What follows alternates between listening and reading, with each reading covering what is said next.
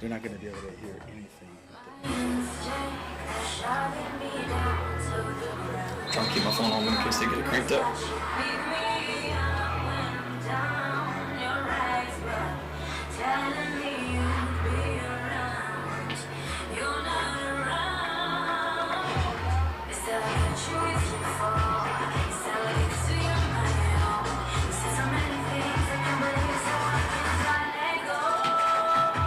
Ladies and gentlemen, it is week 4 here of Louisiana High School football. We're back home at Bill Dotson Stadium where your Acadiana Wreckin Rams will be taking on the new Iberia Yellow Jackets. As always, your play-by-play man, I am Cole Gilbo.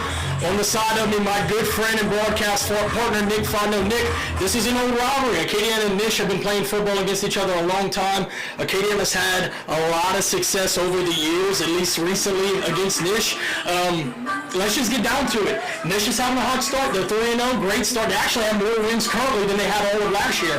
Do you expect more of the same? Acadiana have that way, or do you expect Nish to give them a little run tonight? I expect Acadiana to have that way, but it is a Nish team that's coming in with a lot of confidence, a 3-0 start, probably the best start they've had in very many years, and so I do expect Acadiana to win the football game. I expect it to not be very close, but I see what Nish is doing, right? You see the kind of program that they're starting to build. They had years and years of just lackluster performances, poor coaching, poor execution on the field, and it showed in their records.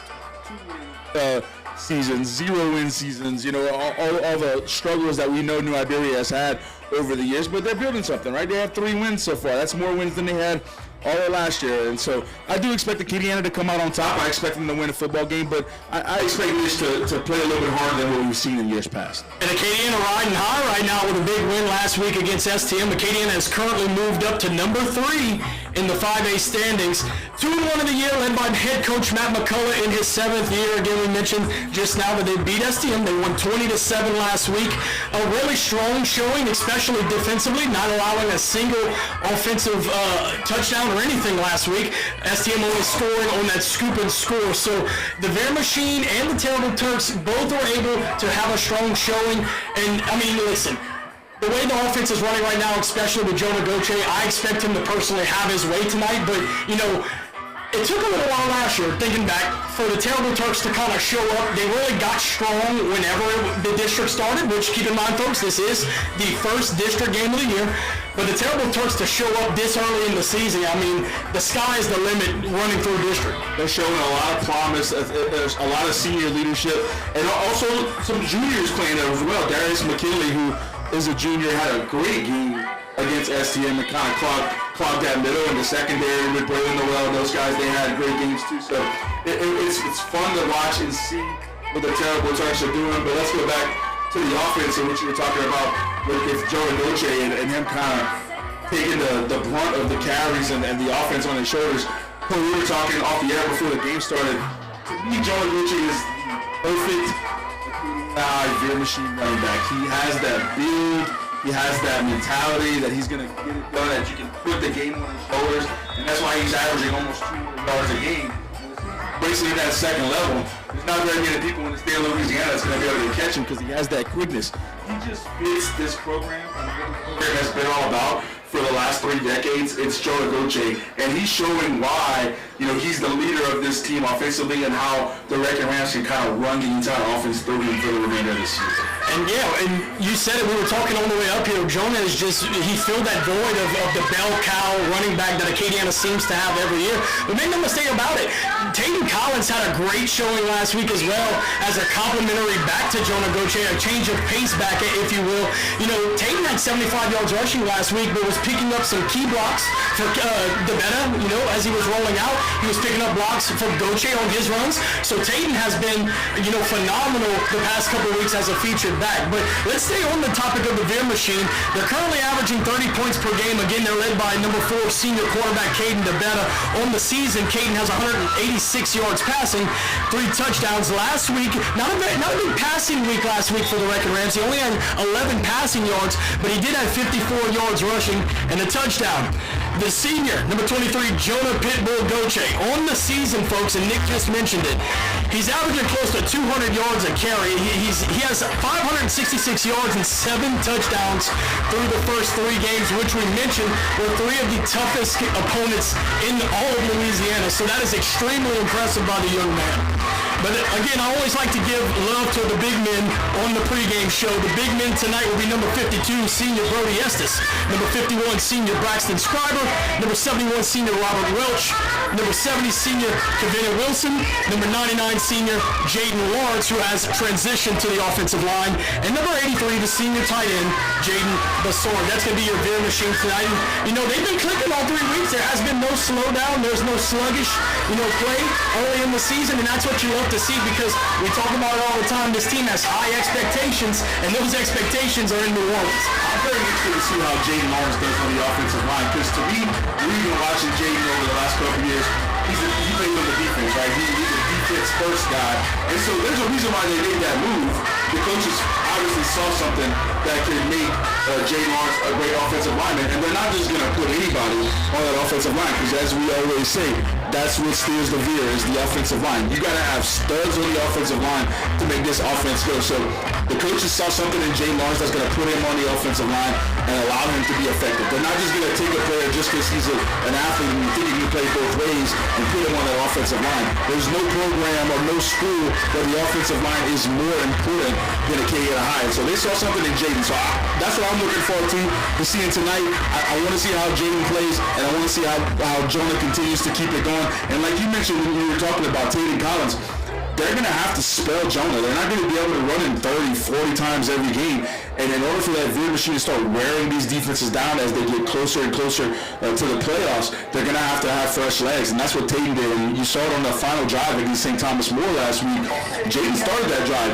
He kicked it off. They started that drive when they were on the 2-yard line. They went 98 yards down the field to score a touchdown, and it started with Tatum Collins getting them out with a big 20-yard gain, and then another one that got him almost to midfield, and then Jonah was able to take care of it the rest of the way. They ended up punching in with a Caden to better sneak at the goal line, but nonetheless, those 2 guys are going to be important for each other's success. They play off of one another, and so that's why it's so important to have multiple running backs, because as good as Jonah is, you can rely on Tatum to be that bell cow if you need him to be, and he proved it last week on that final drive. Let's stay on the topic of running backs.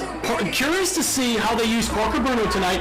For those of you who may remember, Parker Bruno, number 22, the senior running back for Acadiana, had a fumble last week, which led to a scoop and score, and then for the rest of the game, we really didn't see him. So I think this is a good game to, hopefully if you get ahead, early, you can kind of ease him back in, get him some touches, get him, more comfortable with the football, because I believe that was his 2nd fumble of the year, and it's only week 3, Nick, so we definitely got to get that cleaned up. Last thing I want to mention is, like we mentioned earlier, not a lot of passing going on last week against STM. Everything was mostly on the ground. So curious to see if Acadiana does choose to go to the air a little bit more against Nish, just to kind of test things out. You don't want to get stale and stagnant and lose that love and feeling. You get what I'm saying? I would definitely expect that to happen. I think that they do have to get it going, because we know what kind of athlete Russell Babineau is, and we know what kind of athlete Colin DeBetta is. And those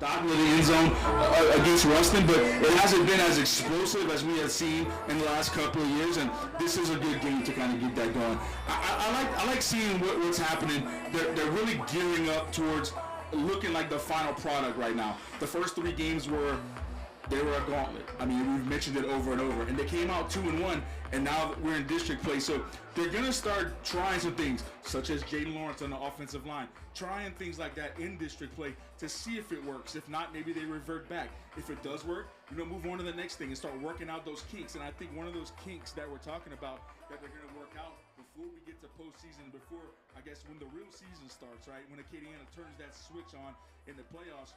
Seeing what they got in the passing game. I think we were expecting to see a little bit more passing. So far, it hasn't worked out that way, but the running game with Jonah Goche has been so good. Why abandon it just to see what you got? I think this game is going to be, you hate to get ahead of yourself a little bit, but I think this game is going to allow you to get a little cushion. You'll probably be up by 3 or 4 scores.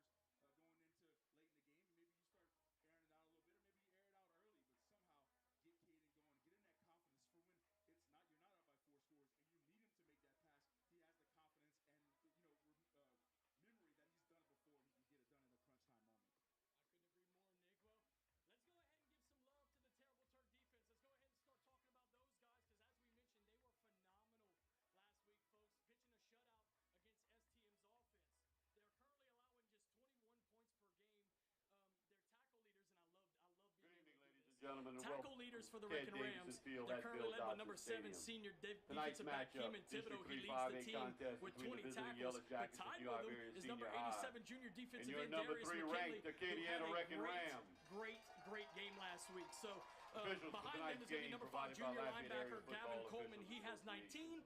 Number 11 senior referee is defensive end Darryl Amarian Rogers. Cooper has Our 50, umpire is and Brandon tied with him Dunnigan. is senior Head linesman defensive Larry tackle number Brown. The 54, line judge is Robert Valen Trahan. Charles. Field The judge, sack leaders Keith for your Broussard. Wreckin' Rams. Again, Side number judge, 87 Damon junior Williams. defensive end Darius McKinley Damon leads the Williams. team with Game 4. clock. And then tied at 1 is Jason number Herbst. 11 senior linebacker Play Amarian clock, Dwight Cooper. Soap. And number 3 senior And running the scoreboard, linebacker the very Keldrick reliable Clint Francis. Henderson. Your interception leaders for the Wreckin' Rams. That is going to be your number 1 cornerback Dalen Lewis. He leads the team with 2 interceptions. On the side of him is number 7 senior We like to defensive thank our back chief, Keeman Chad Thibodeau Lacey, with and 1. officers of the Forced Scott fumbles for your Police Wreckin' Department, Rams. as well Number as 7 any senior deputies with the defensive Lafayette back Parish Keeman Sheriff's Department Thibodeau this evening. has 1 Our mayor, forced James fumble Scott as well. Richard. Just looking forward to next week, Nick. Next week at home, Friday night, is going to be Sulphur coming in town for homecoming, so definitely want to make a note of that. While we take a little break between teams, and we just talked about the Wreckin' Rams, we just talked about the Veer Machine and the Terrible Turks. We do want to thank all of you that are tuning in tonight. You are looking at the new and improved broadcast, the home broadcast for the Wreckin' Rams. Me and Nick are very excited to be able to bring this to you. A lot of state-of-the-art equipment and a lot of going into setting this up. It is in sync with the scoreboard. There's a lot of moving pieces to this, and as we mentioned on Facebook a lot of times, we are thankful for you guys on being patient with us. We're young we're young in terms of broadcasting this kind of system, but we will continue to grow and continue to bring you a better product. But let's step back into the Terrible Turks, Nick. Darius McKinley has been the staple up front. Behind him, Dalen Lewis and Keeman Thibodeau have been phenomenal in the back. We talk about all the time, this is a senior-heavy team, and it's the same on both sides of the ball. I mean, how much does that matter to, the younger guys that are growing up in this program, the younger guys that are up and coming, to be able to learn from this senior-heavy defense?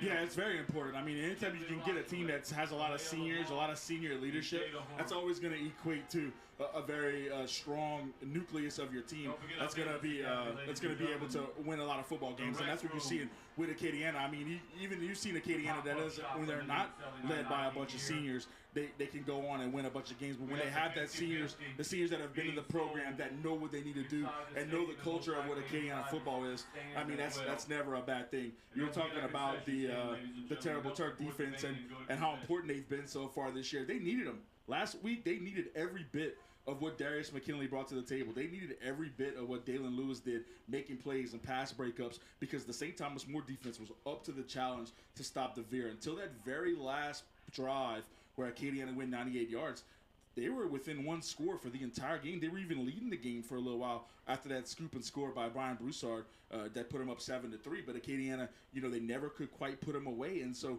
whenever you're dominating a game like they did, make no mistake, Acadiana dominated that football game, but they could never put them away, and it was always within 1 score. So they needed that defense to step up. And they did. I mean, the quarterback for STM, Cole Bergeron, struggled a little bit, but the defense didn't allow him anything. The STM has a dynamic running game, and the Terrible Turks stuffed them. So they needed that leadership against a really good football team on the defensive side, and I feel like that's what has got them to this point, 2-1. A great defense, a strong defensive effort has got them to 2-1. Number 54. Teams are meeting down on the field for the coin toss. Down on the field, your captains for the Wreckin' Rams, number 51, Braxton Scriber. Looks like number 54, Valen Charles. Number 11, Amorian Cooper. And number 71, Robert Welch. That will be your captains for tonight's game. But real quick, let's talk about the Yellow Jackets. We did mention they're undefeated, coming in here 3-0. Wins against Pineville, Franklin, and Como. So not much in the way of major competition, but nonetheless, for a school that only got 2 wins last year, it's a great momentum builder. A couple of game notes between these two teams. Acadiana won this game last year, 56-7. Acadiana has won the last 11 matchups. In fact, the last Nish win was back in 2012. This is a very run-heavy offense. They're going to be led by senior Shenga Charles, number 7. On the season, he has 473 yard rushing and 5 touchdowns. This is an offense that is currently averaging 41.3 points per game. Now, granted, as I just mentioned, they've never gone up against a defense as stout as the Terrible Turks, so that number may be a little skewed. But nonetheless, Shanga Charles, we've been calling his name a lot the last couple years. He is the bell cow for that offense. He's probably the MVP of the entire team. And if they're going to go, he's got to go tonight. Yeah, I mean, he's very impressive. We saw him last year. Despite the score in that football game, Shanga Charles was their entire offense last year, and he's 1 year older. So I'm very anxious to see how he plays against this tough defense. You know, will he have as much success as he has against the likes of Franklin and Como? Probably not. But you gotta account for him. You know, you have to make sure you know where he's at. And don't be surprised if we hear Shanga Charles' name being called in the end zone tonight, because that's how good of a player he is. So I'm sure the coaches know that. They've told the kids down there what they need to look for, and I'm sure they're going to be honing in on him. But I still expect Shanga to have, you know, a decent game despite playing probably what's going to be his toughest match of the entire season. Well, down on the field, the Wreckin' Rams have deferred the toss, so it looks like the Yellow Jackets are going to start the ball game with the football. But down on the field, we're doing a moment of silence followed by the national anthem, so stick around for more Wreckin' Ram productions here on YouTube. Father, we come before you to give you thanks for giving these athletes the strength and endurance to play this game. Pray that the players will compete to the best of their abilities. We ask you to protect them against all injuries. Thank you for the support from our parents, families, friends, faculties, cheerleaders, band, dance team, and community. Their belief in us helps us to unite as a team. And we also pray for those who are fighting for our country, and for those who have given their lives for our freedom. And that you may comfort those who are affected by this. Thank you for everything that you have done, and for all the things you are to come. In Jesus' name we pray, amen. Please remain standing for the national anthem.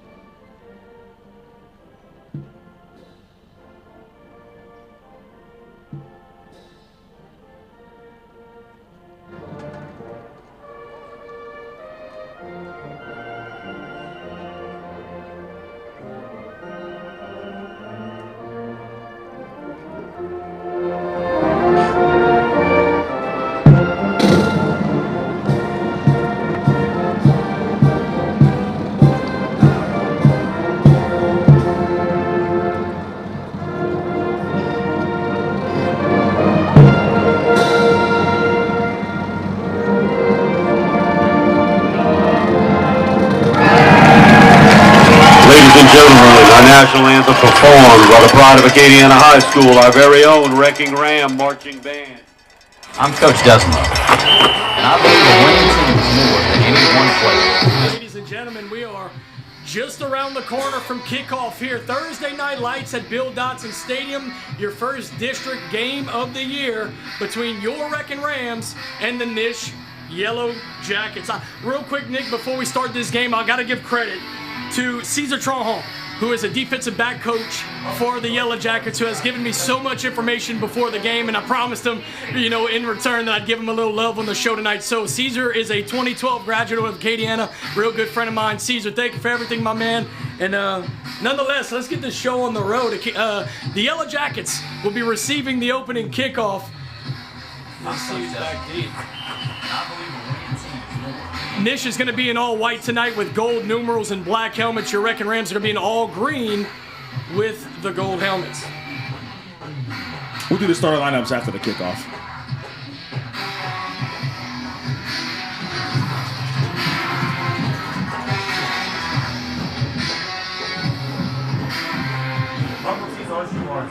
Kicking off tonight for your Wrecking Rams going to be number 13, Eddie Hernandez, which, Nick, we didn't talk about him in the pregame. Had a great week last week against STM. 2 field goals, and 1 deep 40-yarder. Yeah, the 40-yarder was nice. Getting that confidence, right? it just shows that you have an added weapon on this team, something that they haven't had in a lot of years. But if you need him to kick a big field goal, you know, in those crunch time games, you know that Eddie can be able to do it. It was nice to see him get that through the uprights last week. The weather's nice, folks, and here we go at Bill Dotson Stadium. It's a low-line drive, going to go in the end zone. 1st and 10 for the Yellow Jackets. Ball is going to be at the 20-yard line. Starting lineups for the Veer Machine offense: senior number 4 at quarterback, Caden DeBetta. At wide receiver, senior number 8, Russell Babineau, and sophomore number 6, Colin DeBetta. Running backs, number 9, senior Tayden Collins, number 23, Jonah Goche, and number 22, Parker Bruno. The tight end is number 88, Jaden Bassard. The offensive line at center, senior number 71, Robert Welch. At guard, senior number 52, Brody Estes, and number 51, Braxton Scriber. At tackle will be number 70, Kavini Wilson, and number 99, his first time on the offensive line, Jaden Lawrence. I'll give you the defensive starters when the defense takes the field. Yellow Jackets going to come out in the shotgun. Shenga Charles on the side of the quarterback, one receiver far side, and on the very first play of the game, it's going to be a false start by the Yellow Jackets. That was number 3, Peyton Landry, the tight end right there. And he's lined up right on Darius McKinley, and I know what you're thinking, right? When you're playing against a kid like Darius McKinley, it's like you're just you're ready to engage, and that's exactly what happened. He was just a little bit too excited, lining up across big number 87. So it's going to be 1st and 15. Ball at the 15-yard line. New Iberia is going to stay in the shotgun here. One receiver to each side of the formation, and Shenga Charles on the side of the quarterback. Your quarterback tonight for the Yellow Jackets is going to be Caden McGlasson, number 13 senior. Not sure what's going on down there. I think we're just waiting for the official signal from the referee. Spotted the ball. There we go.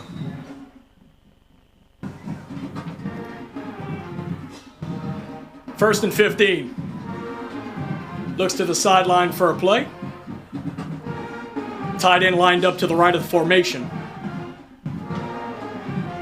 Play clock is down to 8. Snap. Fakes the handoff, throws it far side. It's complete, but he's tackled right away. Going to be a gain of 4 or 5. Let's call it 5. It's going to be 2nd and 10. Yeah, it kind of seemed like the defense was almost giving him that play. It was a little 4-yard gain, almost to the original line of scrimmage, so he gains back most of the yards that they lost on the penalty to bring up a 2nd down. So no issue right there. I think they were just kind of seeing what they had, and you could tell that Noel was kind of playing off. I'm sorry, Lewis was playing kind of off there. Shotgun formation, empty backfield, 3 receivers near side, 2 to the far side, 5 wide receivers in the formation. McGlasson looks to the sideline for a play, 10 seconds left on the play clock. Takes the snap, 3-step drop, throws it near side, it's complete. Brought up the middle, it looks like he'll be about a yard short of the first down, so, well, let's see where they spot him there. They're going to give him the first down. I thought he was short, but nonetheless, 1st and 10 for the Yellow Jackets on the completion. Cole, STM was struggling last week to move the ball through the air, but that intermediate passing game, they were effective with the underneath passes, the yards after catch. That was where they got most of their offensive plays, where the Cougars were able to kind of get some positive momentum on offense. So watch out for those little intermediate passes. New Iberia might be able to have some success with that tonight. One receiver far side, takes the snap, it's a handoff to Charles. He's met behind the line of scrimmage, and it's going to be a loss of about 2. Great job right there by Braylon Noel, and it looks like J.L. Malbrew in the backfield as well. As dynamic as Charles is, I think that it's a little bit different of a defense that he's going to see tonight. He might not be able to run up the middle, and Acadiana's had great success with those up-the-middle runs so far against all of their opponents. Haven't really got too much. Now, if Shenga breaks it outside, might be able to have success. We've seen Acadiana kind of struggle to contain those outside run attacks, but inside he's not going to see much. 2 receivers to the far side. Shenga Charles in the backfield alongside McGlasson. Looks to the sideline for a play. 10 seconds left on the play clock. Takes the snap. He's rolling far side, looking down the field. He throws it down the field and it's picked off. Intercepted. Picked off by Dalen Lewis, who leads the team in interceptions with his 3rd. And just like that, the terrible Turks put their stamp early in this ballgame. And Cole, I'll tell you what. Remember the point I made on the first play from scrimmage where Dalen almost let him have that pass? I think that's what he was doing, kind of baiting him into thinking he's going to have that pass all night. And that's exactly what he did, because you can see Dalen knew it was coming the whole time, and he baited him that first time, and that time he wasn't going to let it happen. Jumped in and got a nice pick. I love when you say, that kid has a nose for the football. That is no exception with Dalen Lewis. Yes. He has had a nose for the football all year. Well, here we go, folks. Your veer machine, classic veer machine, one receiver to each side, split back veer behind DeBetta. Takes the snap, three-step drop, looking deep, still looking deep, throws it deep. He's got a man in the end zone, and it's caught. That's Parker Bruno on the first play of the game. Your Wreckin' Rams are on the board. And boy, how big is that for Parker Bruno, right? He fumbled last week that caused the only touchdown for St. Thomas More. His confidence had to be in the toilet coming into this game. First play from scrimmage, DeBetta over the top to Bruno for a touchdown. And getting his confidence up. And that's what it's all about, right? After he fumbled last week, he didn't see the field. He had to be feeling bad about himself. That is going to get him right back into good spirits. And you're probably going to need Parker to make some good runs later on in the season. Get him a touchdown right there. That's great. Put the Rams on the scoreboard. Ty Lambertina to hold. Hernandez to kick. Kick is up. Kick is good. So with 9:43 left to go in your first quarter, the Wreckin' Rams score on the first play from scrimmage.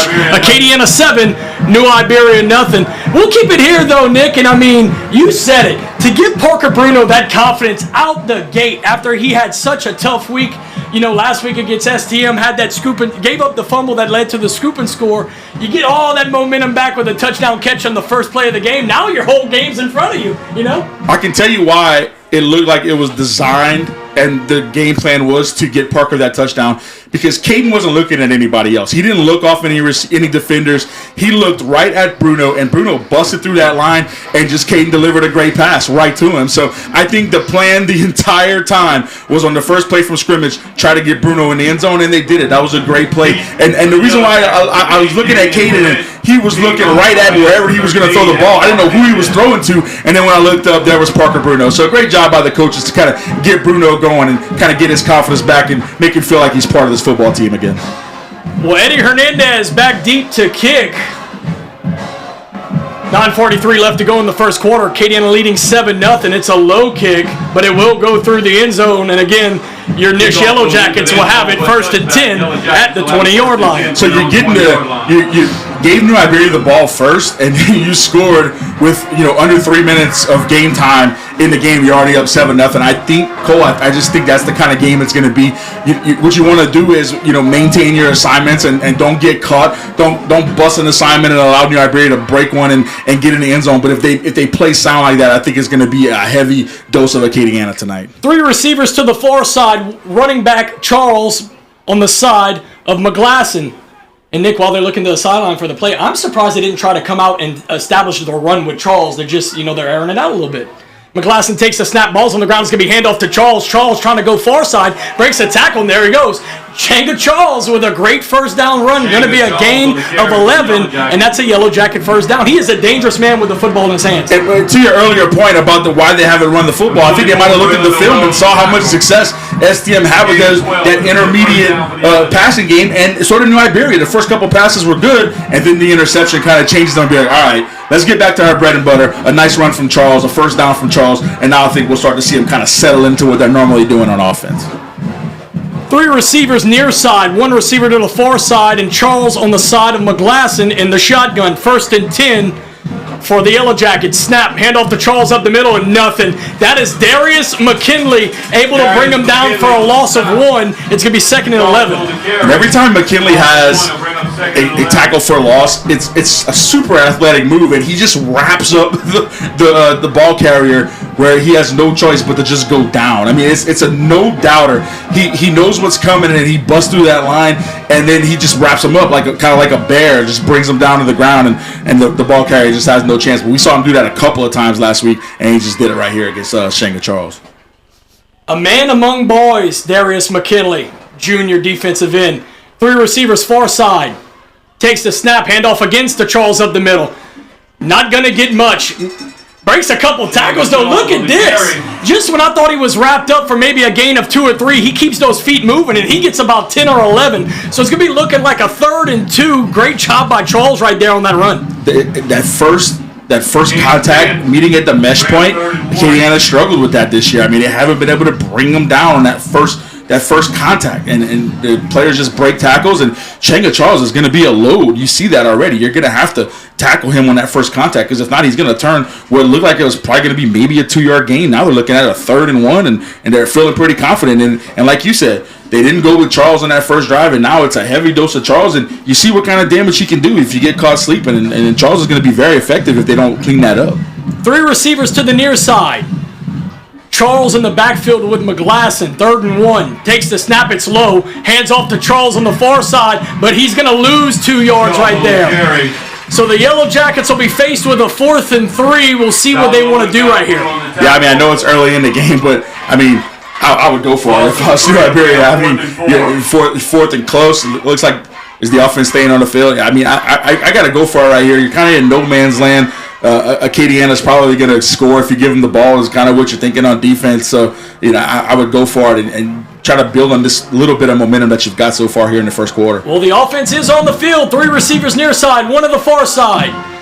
Chenga Charles back with McGlasson in the shotgun. It's a 4th and 4. 6:50 left to go in your first quarter. Your Wreckin' Rams lead 7-0. But a big test right here early on for the Terrible Turks, and there you go. New Iberia is going to take a timeout. But, I mean, Nick, going back to Chenga Charles, I mean, that is the focal point of not only your offense, your entire team. And that's how they've been built for the last 2 or 3 years. Chenga Charles has been the man pretty much, since he was a sophomore. We've been calling his name. I know I personally have, when we were doing radio. I've been calling his name, over and over and over when you play in New Iberia. It's because he's a good-looking running back. He runs hard. He runs smart. So, for me to see them come out throwing on the first drive was a little surprising because, like Acadiana, you want to get your running backs, you want to get those legs churning early. You want to, for instance, the Veer Machine. Jonah Goche, you want to get his legs going early. Tayden Collins, those legs going early. So we expected to see that, or at least I did, from Chenga Charles. When you're playing against Acadiana, though, and you're in New Iberia, right, you got to try to pull out all the stops or try to pull out all the tricks or whatever you want to call it. And so you try to catch them off guard. I think everybody, including you, including me, thought, all right, we're just going to run Chenga Charles as many times as they can. And they didn't do that.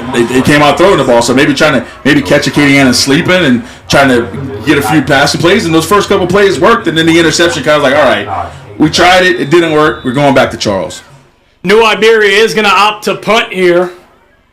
Deep for the Rams, number 8. 4th and 4, ball on the 37-yard line. Deep to return, the playmaker, Russell Babineau. I'd love to see him get an opportunity here. Snap, it's a good one. Kick is up. It's a low line drive away from Babineau. Going to take a bounce, and it's going to be fielded at about the 35-yard line. So that's where the Veer Machine will have it 1st and 10. Nick, I expect them now that we got that big passing play out the way to score on the first play of the game. I expect them to start running the ball. I'm going to tell you why I don't like that punt call by New Iberia. I mean, they gained like 25 yards of field position. Like, he didn't boom it and, kind of get him inside the 5. They're right on the 35, so you really gained a small amount of yardage, and you had a potential to go for get a first down there. So you're looking at the defense. Acadiana's probably going to go down the field. You got to kind of take advantage of those spots if you're New Iberia. And I feel like that was maybe a missed opportunity. 1st and 10 for the Wreckin' Rams. Ball's going to be at the 35-yard line. 6:33 left to go in your first quarter. Acadiana with an early 7-0 lead. DeBetta under center. 2 receivers to the near side. Takes the snap. Hands off to Tayden Collins. Breaks the tackle, moving his feet. Great job right there by number 9 to get about 7 yards. It's going to be 2nd and 3.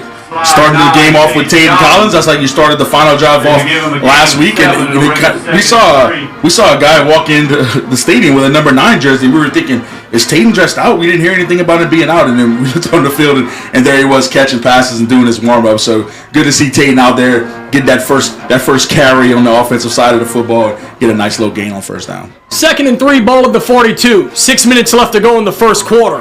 2 receivers far side, split back Veer behind DeBetta. It's a toss play near side to Parker Bruno. Trying to turn the corner, he does. He's across the 45, out at about the 50. Let's see where they spot him.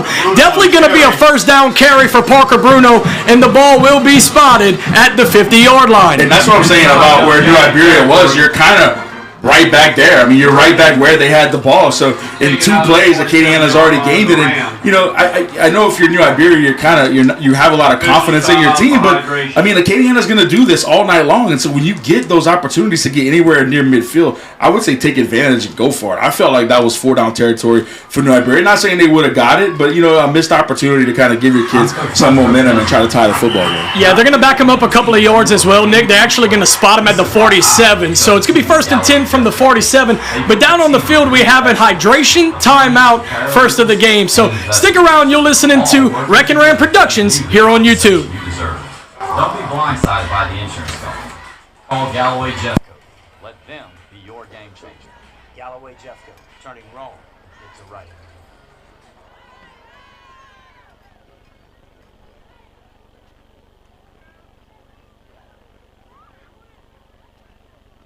I'm Coach Desmo. Your Wrecking Rams will have it 1st and 10 from their own 47-yard line. Back down on the field, 1st and 10 for the Wreckin' Rams. 1 receiver to each side. Handoff up the middle to Bruno. Pushing that pile, keeping those feet moving. Going to get a gain of 4. Going to be 2nd and 6. So it looks like they do have that confidence in Bruno, right? We saw him last week and not get carried after that fumble, but he's worked it out, and they're gonna let Bruno be a big part of the offense. We saw him get the first catch and a touchdown, already 2 carries on this second drive, so it's nice to see because you don't want to bury his confidence even though he had a bad game. Bring him right back, give him a heavy load against a team like this, and get that confidence right back up where it needs to be. 5:15 left to go in your first quarter. Acadiana with the early 7-0 lead. 2 receivers far side. Stoppage of play here. And it may be a false start against the Wreckin' Rams. We talked about it a lot last week. Pre-snap penalties. Yeah, it was a problem against Ruston, and it was a problem against STM, and it looks like it might be a problem tonight. Like, the pre-snap penalties have to get cleaned up. Those effort penalties you can deal with, but the pre-snap ones, especially on the offensive line, like, that's just too important. The offensive line is too well coached on this team to be doing that, and so you can kind of see the frustration in Matt McCullough already. Like, he's sick of it already in Game 4 with all these pre-snap penalties on the offensive line. Let's reset. Going to be 2nd and 11. Ball at the 46. 1 receiver to each side of the formation. DeBetta under center. Takes the snap. Fakes another pre-snap penalty. But this one Flag on the play. looks like it may be encroachment. At least that's what I'm seeing from the far judge. All sides against the Yellow Jackets. And that's exactly what it'll be. So just like that, Acadiana gets those 5 yards back. No harm, no foul. Yeah, just start over. Start fresh. Act like it didn't even happen. So I know Coach McCullough was upset down there. Forget about it. Just erase him being mad. Whoever he was chewing out, don't act like it didn't happen, and we're just going to move on. Real quick, I do want to give a birthday shout out to Miss Kim Robichaux, who does all the Facebooking for the Wreckin' Rams football team. Happy birthday from Wreckin' Ram Productions, Miss Kim. Let's reset. It's going to be 2nd and 7. Ball at the 49-yard line. 1 receiver to each side. Caden DeBetta under center. Snap. Fakes the handoff. Drop back to pass. Rolling near side. Throws it deep. He's got a man. It's knocked away. Great job right there by number 37. That's Dion Conley, the defensive back for Nish, just able to put his hand up and knock it away from the intended receiver. Well, he had Jaden Bassard wide open for a huge gain on the far side. I mean, Bassard just broke away from his defender, and I don't know if he's going to score, but he's going to gain at least 20 or 30 yards, but he went to Babineau, and like you said, a great play from the Nish defender to break that pass up. But if DeBetta looks the other way and sees Bassard, he probably goes there because Bassard was wide open. 3rd and 7. Ball at the 49. Handoff. Tayden Collins breaks a tackle, trying to keep his feet moving, but he's only going to get a gain of 2. Acadiana's going to be faced with a 4th and a long 4. Well, I'm going to ask you what you think, because every time you ask me what I think, I'm always wrong. Are they going to go for it, or are they going to punt it, or what you think? I mean, I think Matt has a lot of confidence in his offense, especially, and no offense, you're playing a team like Nish, which you've had a ton of success against in the last decade, and this year is no different. And there you go. They're bringing the offense back on the field, which I do believe is the correct call. Yeah, I would have said field goal. See, punt. I'm always wrong. Hard count. And that's going to be another offside penalty against the Yellow Jackets, and there you go. You move the sticks anyway. That's been a weapon for him over the years. Hasn't so much been effective this year, but you're playing against some really good football teams in those first 3 games. Probably very well coached and very well disciplined. playing against a team like this, you're probably going to be able to get away with some of those. And you seem to have been able to do that over the last 2 years, and he finally got one to jump this time. Russell Babineau bringing the play back in from the sideline, so he'll be lined up at receiver. 1st and 10 for the Rams. Ball is at the 42-yard line. One receiver to each side. Caden DeBella going to be under center with a split back veer behind him. Takes the snap, and another pre-snap penalty. False start against the Wreckin Rams. Yeah, I mean, it's a problem. It is a problem. You know, it's probably not going to affect you as far as a win or a loss tonight. I think they'll probably be able to overcome it. But it's going to affect you later on if you don't get it cleaned up. And I mean, that's why you can see why Coach McCullough is just so frustrated with it. It's been a problem every game so far. And it's just, I'm sure they're working on it in practice, and they're working on it, you know, with the what's it called? The video. Couldn't think of the word. Video. They're working on it in the video. They're watching the film and seeing the issues. And when they get on the field, for whatever reason, the jitters are getting the best of them. 1st and 15 for the Rams. Ball at the 47. One receiver each side. Snap. Screen pass to Babineau. He's going to take it far side. Breaks a tackle. Good gain right there. Looks like he gets about 7 or 8. So a big chunk to get, you know. This is what I'm thinking, Nick. You haven't seen a lot of Russell Babineau offensively the first 3 weeks. You got to start using these early district games to get that man the football because he is an absolute playmaker. Yeah, that's exactly what I was going to say. We haven't seen him that often, and so having a game like this where you can kind of get him going and get that confidence rolling and let him know that you have confidence in him later on whenever you're going to need him to make a big play. 2nd and 7. Ball at the 39. Snap. Handoff up the middle. Look at this run, Nick. Breaks a couple of tackles. Tayden Collins trying to get in the end zone to the 5. Touchdown, Rams. Tayden Collins with another great run in this young season. And that's a big-time 39-yard touchdown run. What an individual effort from Collins. As soon as he broke into that the second level of the defense, New Iberia had about 4 or 5 different opportunities to bring him down, and Collins made like 2 or 3 moves to kind of break a tackle and then move, and then he saw a lane. He was going right, saw the lane to the left, kind of cut, went to the left, and got it all the way to the end zone. Great individual run for Collins. The only thing I was worried about, Nick, he had such a convoy of blockers. I was worried one of his own teammates was going to trip him up. Yeah, luckily that didn't happen. Eddie Hernandez to kick. Snap is down. Kick is up. Kick is good. So with 3:07 left to go in your first quarter, your Wreckin Rams holding early, 14-0 lead. Well, what a job by Tayden Collins. He wasn't able to get in the end zone last week, but he did a lot of important things in that STM game. Glad to see him break off a 39-yard touchdown run early in this game. And Cole, I just looked on the sideline because I was thinking it was kind of curious that we haven't seen Jonah Goche yet, and sure enough, he's dressed down there in street clothes. So I don't know if we're going to see Jonah tonight because he looks like, is he injured? Did we talk about that in pregame, or did we know that? I haven't heard anything about it, but he's wearing his jersey down there with pants. He's got a football in his hand, so I don't think we're going to be seeing Jonah, but nonetheless, we've seen a heavy dose of Tayden and Parker, and they're able to carry the load. No, got to give a credit to Coach Kyle Seabold, who provides me with a lot of pregame information, but that was not one of the points we talked about. So good for you to see that down on the field, Nick. We'll keep an eye on that for the fans at home. But yeah, Jonah Goche not being able to go tonight. Got to find out a little bit more about that. But nonetheless, Eddie Hernandez down on the field to kick. Again, Acadiana holding an early first quarter lead, 14-0.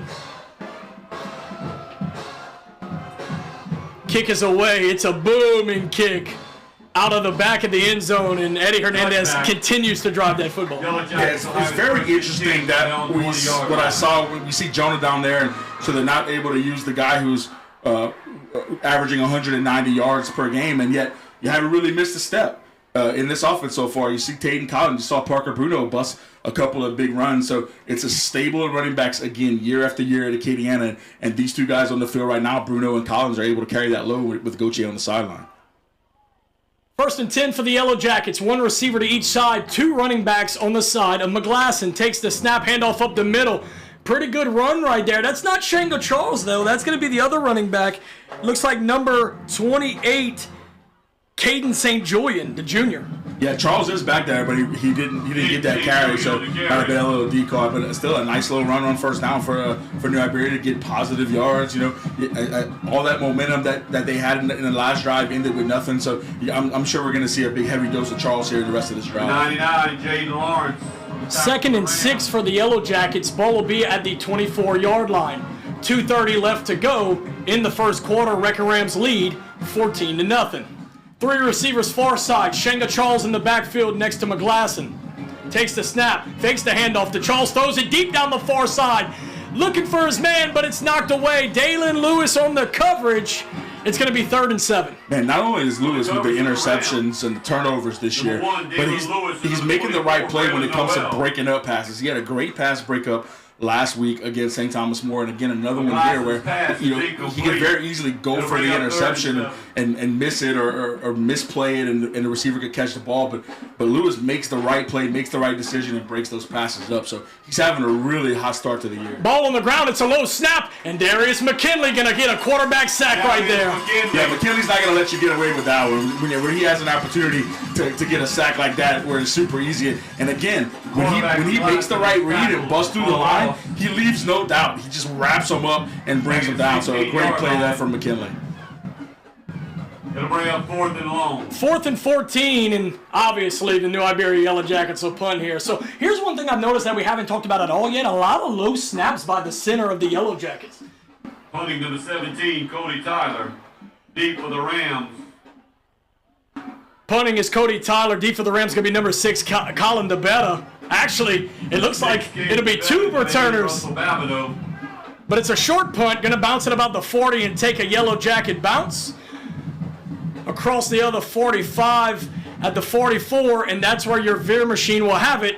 1st and 10. Is down to the 44-yard line of the Rams. Yeah, I would expect to see more running of the football, maybe a couple of passes in there, but I think Acadiana is going to be able to kind of do what they want, work out some kinks that they've had so far in the offense, and kind of get those kids that maybe didn't have as much confidence as you want them to have, such as a Parker Bruno, get them that confidence that you're going to need when you start playing these tougher opponents later on in the year. 1:20 left to go in your first quarter. Acadiana leading 14-0. It's going to be 1st and 10, ball at the 44. 2 receivers near side. Takes a snap, fakes the handoff, looking, throws it deep. He's got a man. He's wide open. Colin DeBella not able to keep his feet, but he makes the catch at the 1-yard line. Big bro to little bro for a major gain, and it's 1st and goal Rams. Great concentration from Colin DeBetta right there, bobbling the ball a couple of times and able to come up with it. He tripped before he got in the end zone, but he reached out and got his hands on it, didn't quite bring it in, and then able to juggle it and kind of keep his eye on it and bring it in. But a fantastic play. They're airing it out with a lot of success, and you're going to see Cade maybe have a nice statistical game tonight. A lot of explosive plays from these Wreckin' Rams early on, and we talked about it in the pregame. I was excited to see how they were going to throw the ball tonight, being that STM held them down last week, and 2 big passing plays to start this game. 1st and goal for the Rams. Handoff up the middle. That's a touchdown. I don't believe that was Tayden Collins, actually. I believe, let's see. It looks like it was number 2 running back, senior running back, Logan Charles on the touchdown carry. I think it's the first time we called his name all year long, but with Goche out, right, you're going to want to keep those guys fresh, and so Logan Charles gets him a nice little touchdown for his senior season, so it's a stable. It's always a stable of running backs where you have 2, 3, or 4 guys that can carry the load at any time, and once you get down there, why not give the senior a chance to get in the end zone? So, hey, look, a nice hookup by the DeBetta brothers. We've seen it a couple times already this year, seeing it again, and then Charles able to kind of put the dot on it at the end. Logan Charles, welcome to Wreckin' Ram Productions, buddy. First touchdown of the year. Timeout down on the field. Acadiana is going to take a timeout. And I'll tell you what, Nick, let's take a quick timeout with them. Stick around for more Wreckin' Ram Productions here on YouTube.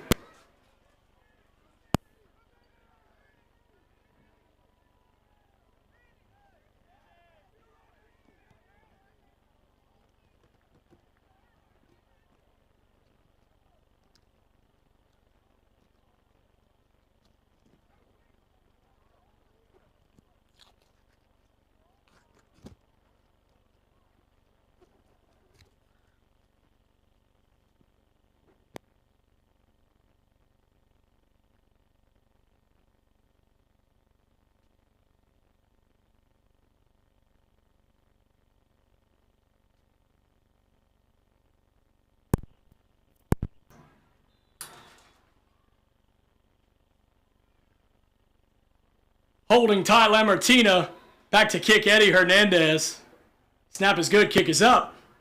kick is good. So with 45 seconds left to go in your first quarter, Acadiana with a 3-touchdown lead, 21-0 against the Yellow Jackets. I mean, it's what we expected, right? I mean, I know that Iberia was off to the hot start, and maybe they're having the best team that they've had, in the last few years, but they hadn't really played an offense like this, and so Acadiana is just gonna pretty much get it done. I mean, this is kind of what type of game we thought it was going to be. 21 points in the first quarter, not too surprised. And New Iberia got the ball first, so you're going to get the ball coming out of halftime. So the progress that New Iberia is making, it's good to see that they are making progress. You can tell, you can just watch the kids on the field and tell that they're better coached and they're working on building up that program to where it used to be, where they were a powerhouse and they did contend and make the playoffs year after year, but they're just not quite on the level as Acadiana, and you wouldn't really expect them to be right now, but let them get a couple of years of this, right? 3 or 4 years of this good coaching and this good culture, and maybe they'll be able to compete with Acadiana. But right now it's a clear mismatch at this point. Yeah, third-year coach Josh Learman. I mean, clearly they're building towards something, and they just have to continue to build that culture. So great points right there, Nick. Eddie Hernandez back to kick. He's been doing a great job tonight, and this is no different. Kick's going to be out the back of the end zone, and it's going to be 1st and 10 for the Yellow Jackets at the 20. I'd really like to talk to Eddie and find out what he did in the offseason, what kind of work he put in, what kind of program he was in, because he did something in the offseason that gave him more distance on those kicks, not only on the kickoffs, but on his field goals too. I mean, I don't think Acadiana, the coaching staff, would have had confidence in him kicking a 40-yarder last year, and then last week he boots the 40-yarder right through the uprights with no issue. So he's done something because he's finding the end zone on the touchbacks with the kickoffs with ease, and his field goal kicking is much more accurate. So I would assume he did a pretty extensive off-season program to get his kicking right. One receiver to each side of the formation for the Jackets. Shenga Charles in the backfield with the new quarterback, Peyton Landry. New Iberia opting to make a change at quarterback here. Takes the snap, it's another low snap, and he's gonna... That's been the problem, Nick. It's the center is just not on the same page with either one of these quarterbacks. That's like the 4th or 5th low snap tonight already. It's happening way too often, and you're almost thinking maybe New Iberia is going to have to make a change there. They are bringing in a big kid right there. I don't know if they are making a change, but you're right. It did happen at least 4 times, so they may have made a change at center and got somebody to snap that ball, because right now, whoever that kid was at center was not getting it done. And you can see senior wide receiver Damian Polite here on the near side is just completely frustrated with everybody else on his offense. It's going to be 2nd and 16. And I tell you what, Nick, the clock's running here. They're going to allow this thing to go to the end of the first quarter. But what a first quarter it has been for your Wreckin' Rams. Acadiana all over the New Iberia Yellow Jackets early, 21-0. Stick around. We'll bring you more Wreckin' Ram productions here on YouTube.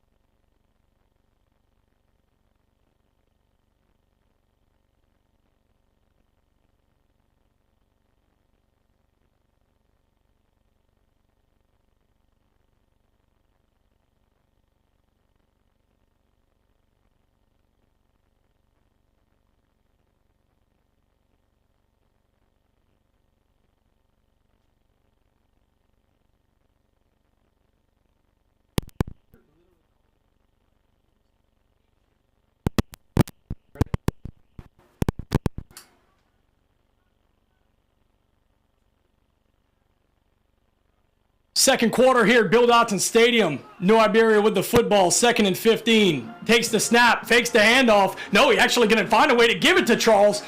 Look at this young man run the ball, Nick. Just keeps those feet moving, gets a gain of 4. It'll be 3rd and 11. Yeah, he's very fun to watch. You know, you kind of wish he was on our side. That's how fun of a football player he is. That first hit, that first defender that gets to him is not going to bring him down. He is going to drag defenders to a couple of yards, and it's very, very fun to watch. Very impressive football player. 2 receivers far side, 2 near side, and Charles in the backfield with Landry. Hard count, nothing doing. They look to the sideline for the play. Again, quarterback Peyton Landry and Caden McGlasson seem to be swapping reps here. So 3rd and 11. Imagine the ball's going to be put in the air right here. Snap. Pre-snap penalties. Maybe a delay of game. The coaches on the Nish sideline look a little irate, and it is a delay of game against the Yellow Jackets. Yeah, the coaches are frustrated. You mentioned it earlier. The wide receivers are frustrated with the quarterback. The entire offense is frustrated. Like, that's just what happens in a game like this. You're looking at the scoreboard. You're already down 21-0. Absolutely nothing is going your way, and it's only going to breed that frustration and anger with not being able to get anything done and not being able to execute. So it moves to 3rd and 16. Ball at the 14-yard line. 2 receivers to each side of the formation. Shenga Charles in the backfield. It's a screen play, far side. Ball's on the ground. It's a scooped up. They're going to call it an incomplete pass, Nick. They're going to call that one incomplete. They're going to call it an incomplete pass. Yeah, that's a good way to put it. They're going to call it an incomplete pass. I don't think it was. I think the kid caught it and fumbled it, but nonetheless, it's going to bring up a 4th down. But, New Iberia's just not able to get much going offensively, despite the fact that Shenga Charles is effective when they run the football. They're just not able to get much going and kind of sustain a drive. I have to laugh. You want to guess who ended up with the fumble in their hands? Had to be Dalen Lewis. Dalen Lewis, who has a nose for the football, but nonetheless, incomplete pass, and Nish is going to punt it away again. Back deep is Russell Babineau and Colin DeBetta splitting the hashes. One of them's they want to make a play right here. It's a high punt, but it's not relatively deep. They're going to let it bounce at the 40, and it gets a Wreckin Ram bounce and kicks back to about the 37-yard line. So, again, Acadiana's going to start 1st and 10 in plus territory. Starting on the New Iberia 35-yard line and really doing whatever you want to do offensively. If they want to throw the ball, they're doing it. They're hitting big plays. A big play to Colin DeBetta, a big play to Parker Bruno on the first play from scrimmage. If they want to run the ball, they can do that too. Parker Bruno's having some nice runs. Tayton Collins with a big run. So they're pretty much doing whatever they want offensively. You're already up 21-0, and you're starting this drive in New Iberia territory. Resetting the play clock here, but we'll reset down on the field. 1st and 10 for the Rams. Ball at the 38-yard line. Snap, handoff. Good run right here. Breaks the tackle. He's across the 20, the 10, and Mr. Charles has his 2nd rushing touchdown of the night. That's a 38-yard touchdown by Logan Charles. No resistance at all from the New Iberia defense. Charles just busted right through the line, found his hole, and made it right to the end zone. And Cole, like this type of game is what you do to get all of these kids some confidence. We talked about Parker Bruno getting his confidence up. Now we're talking about Logan Charles, a senior running back. We hadn't called his name all year long. He might have a handful of carries all year, and so far he's playing in this game. Jonah Goche's on the sideline, and Logan Charles has 2 touchdowns. So this is the type of game where you kind of get these kids going and say, hey, look, if we need you, we're going to be able to rely on you. Ty Lambertina to hold. Eddie Hernandez to kick. Kick is up, and kick is good. So with 10:33 left to go in the second quarter, your Wreckin Rams lead 28-0. And Nick, I got to tell you, I did figure that Acadiana would have their way offensively, but not at this level. I mean, they're gashing them in the air and on the ground. Yeah, I mean, I thought it was going to be kind of what we thought. I didn't think it might be 28 points, within the first 15 game minutes of the ball game, but it is. And like you said, they're doing whatever they want, and I feel like anything that the coaches call on offense that's going to be effective against this new Iberia defense. And when you play a game like this to open up district, district play is supposed to be tough and prepare you for the playoffs. It just doesn't. The district opponents, aside from maybe a Southside and a Karen Crow when they were in the district, kind of get you prepared for the playoffs. But our district opponents are just not quite on that level. And so that's why it's so important to play that gauntlet of non-district games. We've seen them open up with Lafayette Christian and John Curtis in years past, and this year Ruston and Zachary and STM, right? It's tough opponents that kind of prepare you for the playoffs because your district games kind of go in the way of like a 28-0 with really no effort. I mean, it's just kind of going out there and rolling the ball out there, and all of a sudden you look at the scoreboard and they got 28 points. So that's why it's so important to get those tough games in the early season. Eddie Hernandez back to kick once again. This one's a little bit higher, and it might be returnable. It will be returnable. Ball in out of the 6-yard line across the 20. Gets taken down hard, actually just shy of the 20. Ball's going to be placed at the 19, and that's where the Yellow Jackets will have it, 1st and 10. But what a hit right there by the special teams. Yeah, it's almost like it was maybe by design because Eddie hasn't really been close at all to having anything return. It's all been in the end zone, and so that one was, very much outside of the end zone to allow a return and maybe see, hey, look, do we have a kick coverage team? And they clearly do, right? They get a nice big hit right there. They stop them before they got to the 20-yard. And I'm going to spin the table on this one, Nick, talking about the Yellow Jackets. The Yellow Jackets offense has to find a way to start moving the ball because I got to imagine the defense has been on the field virtually the entire first quarter, and that's what's gassing them and not allowing them to pretty much have any fight against the Veer machine. But, they're going to have to rely on Shenga Charles, and Charles is doing everything he can. And, if we had stats in front of us, I'd say he's probably having a nice game. He's probably got about 30, 40 yards on the ground so far. But yet the offense probably has fewer yards than that offensively just because penalties are kind of biting them in the rear and also these pass plays that just aren't able to get going and the turnover, the interception. So I think they're going to rely on Charles, and Charles is going to have to kind of do what Jonah did last week, kind of put the team on his back and kind of say, hey, look, I'm going to take charge and try to get us to sustain a drive. Peyton Landry in at quarterback. 2 receivers far side, 1 in the near side. Shenga Charles in the backfield. Handoff is to Shenga Charles. Not able to break a tackle. He's only going to gain a gain. They're not even going to give him a yard. No gain, 2nd and 10. Yeah, the defense has really kind of closed off that inside run all year long. And Charles kind of tried to he actually dropped the football, but it kind of fell right back into his chest. But a clear no gain there for the Rams defense to bring up 2nd down. 2nd and 10, 10 minutes left to go in the first half. Acadiana leading 28-0. 2 receivers to each side of the formation. Shenga Charles in the backfield. Takes the snap, ball's on the ground. Looking for the football, he's just going to have to fall on it.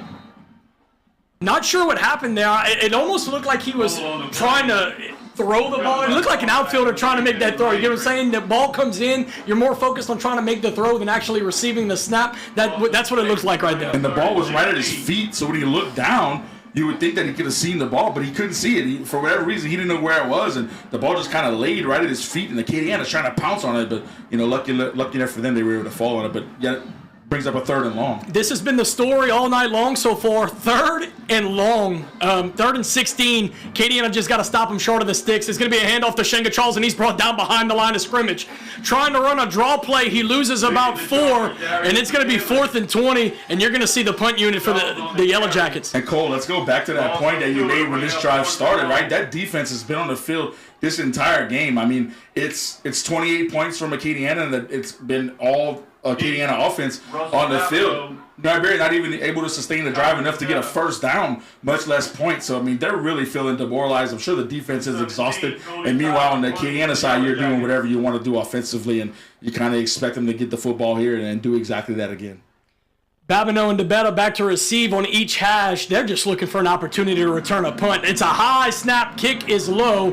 They're going to let it go. It's going to bounce at the 45 across the 50. Going to get a really good Yellow Jacket roll right there. Be 1st and 10 for the Rams at the 40. They'll need to go 60 yards to get back in the end zone. They did get that great roll, but Cole, it's still great field position, right? You're only on your own 40-yard line, 60 yards away from the end zone. They weren't able to pin them back. They're not able to flip the field, which is what you want to do in a punt. So, just absolutely nothing going New Iberia's way right now, and Acadiana kind of doing whatever they want. You could ask me, what do you expect them to do, run or pass? I mean, both. Like, they're doing whatever they want. I mean, they could go big, they can go on the ground, and I think they're going to have success with it either way. I expect to see a little bit more Parker Bruno on this drive, given Mr. Logan Charles' success the last 2 drives. But one receiver to each side of the formation for the Wreckin' Rams. DeBetta under center. It's going to be Parker Bruno and Logan Charles in the backfield. Without Jonah Goche in the game, for them to not miss a step, I mean, it looks like the exact same offense. There's nothing really missing with how dynamic Goche is. Those other running backs have stepped in and filled that void, and this offense has looked just as dynamic as if Jonah was in the game. That's been what I've been most impressed about so far, is that nothing was missed with the changes on the offensive line, and the running backs that are running the football are just as dynamic and explosive as if Jonah were in the game. Flag on the far side of the field. The refs are going to get together. We have an official's timeout on the field discussion. While we have a second again, fans, we want to thank you for tuning in to our first home broadcast with the new system. As you can tell, the camera work is phenomenal tonight. Again, my brother-in-law, Blaze Malonzo, manning one of the cameras, so a credit to him for stepping up and helping out on this broadcast. But again, we're working with a brand new mic system, a bunch of brand new cameras. Thank you for being patient with us. You know, mic levels, we see your comments down here. You know, the stadium's loud. Everybody knows the voice of the Rams, Mr. Britt Lachele, a loud man. But nonetheless, we're trying to balance that out with the equipment we have. So thank you for continuing to be patient with us. We're going to continue to grow this thing for you guys. I see some of your comments are asking where the scoreboard is. We're going to work that in eventually. We wanted to make sure the audio and the video was good to go tonight. That was step number 1. And now that it is, we can kind of build more things in detail into the broadcast. So continue to be patient with us, and we're going to continue to grow Wreckin' Ram Productions into a powerhouse that this football team is. Yeah, I think it's going to be really cool once we get all the kinks kind of worked out with our broadcast. But I mean, we knew what we were kind of getting into here. We knew we were going to have some hiccups, and I think the first few weeks have been that. And look, we're not even halfway through the season, and we're already at the point where we have the great camera work. Our audio is sounding great now, and so we'll start getting all those things that we hear. And believe me, we're reading the comments, we're seeing the social media posts. We know what you guys want to see, and we're going to try to bring it to you. And I think, I think if you just trust me and Cole, we'll get it done. Mostly Cole, though. I appreciate your confidence in me, Nick. Looking down at the field, the referees are still talking. I'm not understanding what the flag is on the far side. You have any idea what this could even? Yeah, I mean, on the far side like that, on first down, coming out. I mean, the only thing I could think is, but I mean, for it to be this much discussion, it couldn't have been a delay of game. They would have already marked those yards off. So I really have no idea. But this is that time last year when I was down there. You see where Coach McCullough's standing right by that official? I'd have been right there with Coach McCullough trying to find out what was going on. So for those of y'all who do not remember, Nick Fundo was our sideline reporter last year. Me and Monty Hanks were in the booth. Nick was our sideline guy. So that's what he's referring to. This year we're kind of having to adjust without having somebody down on the sideline. Flag on the play. So flag on the play. Listening to the PA announcer, Britt Lachele, seeing if he can decipher what the flag was. Look at this. Must be some kind of personal foul. Yeah, they're marking off a lot of yards. A lot of yards. Matt looks visibly upset at whatever the official's telling him. Is New Iberia going to get the ball back here, Nick? I don't know. They are. Terrible Turk defense coming back on the field. I'm going to be honest with you folks. I have no idea. And neither does Britt Lachele, because he has not said anything in the booth next to me either. Yeah, this is weird. I mean, I don't see what would have happened unless it was a personal foul. Okay, here we go. 15-yard penalty against the Rams. It'll remain 4th down. Okay, so 15-yard penalty against the Rams. It's still going to be 4th and 5, and it still looks like New Iberia is going to elect to punt here. Right call? I mean, you're down 28-0. I mean, if you've been gifted a 15-yard penalty that gets you close to the stick, you might want to go for it. Yes, I mean, this is probably the best field position they've had all day. They're going after this. And just as I said that, they backed off. So Russell Babineau deep to receive. Ball's going to bounce at the 30-yard line and roll dead at about the 26, and that's where the Rams will have it finally, 1st and 10. Cole, I'm with you on that. The same point that I tried to make on the first drive that New Iberia had, right? That's about as much momentum offensively as you've had all year long, and maybe you don't get it, but you got to give those kids a chance to do something, right? You're down only 5 yards to get a first down. That's probably the best that you would have had all game long. So I would have liked for them to kind of give New Iberia a chance right there. Maybe it doesn't work out, but the way things have been going for you defensively, they're not going to stop Acadiana's offense anyway. 1st and 10 for the Rams, one receiver to each side.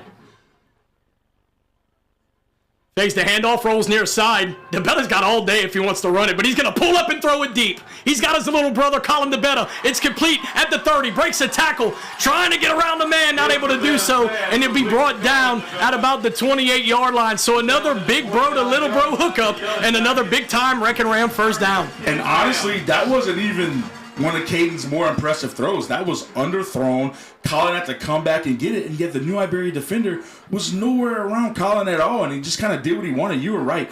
Caden could have either tucked and ran it and gained about 20 yards. He decided to throw it, underthrew the pass, and normally on an underthrow, you'd think the defender would have a chance to make a play, and Colin just came back to it and got a nice gain. 7:37 left to go in the first half. Acadiana up 4 scores, 28-0. Toss play, Russell Babineau far side. Can he get a block? Yes, he does. Trying to turn the corner. He's across the 20. He's across the 10. And Russell Babineau in the end zone on a 28-yard toss play. I mean, I don't even know what else to say at this point. The New Iberia defense is just not even close to making any of these plays. Russell Babineau takes a pitch play behind the line of scrimmage and walks into the end zone untouched. The New Iberia defense is tired, and they just have no answer for anything. And at this point, Acadiana is running all over you. And back to the original point that we said where you want to maybe go for it on that 4th down, it doesn't really matter. If you're punting the ball to Acadiana, you pretty much expect they're going to score. So you might as well be going for it every time because you have to give these kids a chance. And at this point, you're down 5 scores. I don't even know what else to say about what's going on here tonight. Hernandez. Kick is up, kick is low, but kick is good. 7:23 left to go in the first half. Acadiana 35, New Iberia nothing. Listen, I expected this, but not so early. I did expect Acadiana to have a pretty sizable win tonight, but definitely not up 35-0 with what it's only been 20 minutes of gameplay, Nick? Yeah, and you're looking at the New Iberia sideline, they're just demoralized. You know, they're done. I'm not going to say they've given up because I see them fighting. I see the offense fighting and trying to get something done, but nothing's working. You're not able to gain any yards offensively. The defense is just not even close to stopping anything. They're not close to stopping passes. They're not close to stopping any of the runs.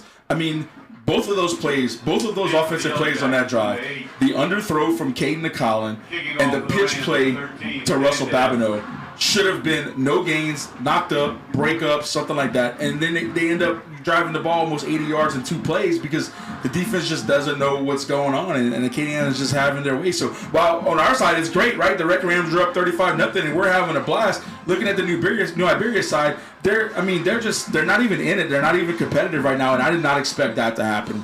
With them having a 3-0 start, I thought they were, going to be a little bit more lively, and it just hasn't happened so far in this first half.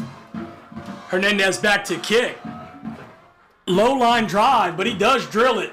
Going to be taking it at the 5, across the 10, trying to find a lane, and he's not going to find one. Brought down at the 15-yard line, and if I was New Iberia, I probably would have just let that ball go and taken it at the 20. But nonetheless, it'll be 1st and 10 for the Jackets. Ball is going to be at the 15-yard line. That was the other number 4, Isaiah Lavallee, with a nice play right there on special teams. And so, I mean, Cole, what do you do at this point if you're New Iberia? Nothing's really worked for you. You've had no success. I don't think there's anything in the playbook that you can pull out of your bag of tricks and make it work. So, you just kind of stick with what you've been doing, maybe a heavy dose of Shanga Charles, but even that's not working right now. So, if you're New Iberia, you got to be thinking, man, I don't even know how to combat what Acadiana's throwing at me on both sides of the ball. A new quarterback for the Yellow Jackets, 3rd of the night already. That's going to be Espen Gary, the sophomore quarterback. Handoffs to Shanga Charles near side. He's across the 20. That's where he'll be brought down. What a great tackle right there. Not able to get a number just yet. Great tackle right there. It looks like J.L. Malbrew on the tackle. a nice gain from Charles, but not as big as you thought it could have been, because Malbrew kind of comes up and makes a big play, and that outside run has kind of been there all year for opponents against the terrible Turks. But look at Malbrew coming in, his first start of the season, coming in and making a nice play. And we saw Malbrew last week doing some of the holding while Tyler Lambertino was out, so he's no stranger to answering the bell when he has to. So good to see him get a good tackle right there on Shenga Charles, tough running back. 2 receivers far side, 2 running backs, handoffs up the middle, but that line totally blew the offensive line away. He's going to lose about 3 yards right there, and the Jackets will be facing a 3rd and a long 6. Yeah, that was a nice play by the defense to kind of bust it up, and that wasn't McKinley that time. That was Carmouche. Was it Jaden Carmouche? Jaden Carmouche. There, who busted through and got that play right there. But it looked like McKinley, right? That was a very athletic play to kind of bust up, wrap him up like McKinley does there. But a nice play from Carmouche to get him down. Nick, I got to tell you this. Quarterback's name is Espin. First name ESPN. That's how he spells it. How you like that? Nice. Da-na-na. 3 receivers far side. Stoppage of play.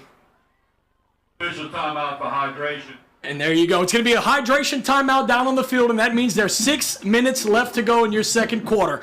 Acadiana all over New Iberia, 35-0. Stick around, folks, for more Wreckin' Ram Productions here on YouTube.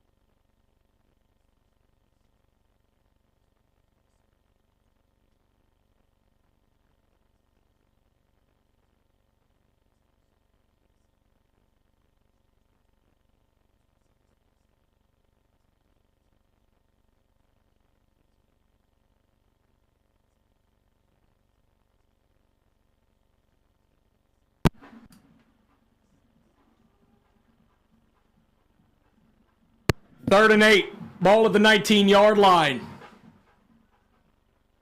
Yellow Jackets are going to come out 3 receivers to the far side and 1 running back on the side. And it's the 3rd quarterback. I already forgot his last name. This is the 3rd quarterback of the night, folks. But Espin, let's see.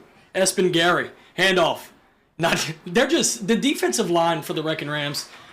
I mean, they're just having their way the same way the offense is. They're just having their way with this offensive line of the Yellow Jackets. I think at this point they know what's coming. I mean, we all thought that it was going to be a heavy dose of Shenga Charles, and I mean, it's really the only thing that they've had any little ounce of success with is running the ball with Charles, and so the defense is just kind of playing for the run and knowing it's coming, and Charles just hasn't been able to get anything. Once they've kind of figured out what's going on, the defense has been tremendous, especially that first penetration with the defensive line has been very good to watch tonight. 4th and 9, ball at the 20.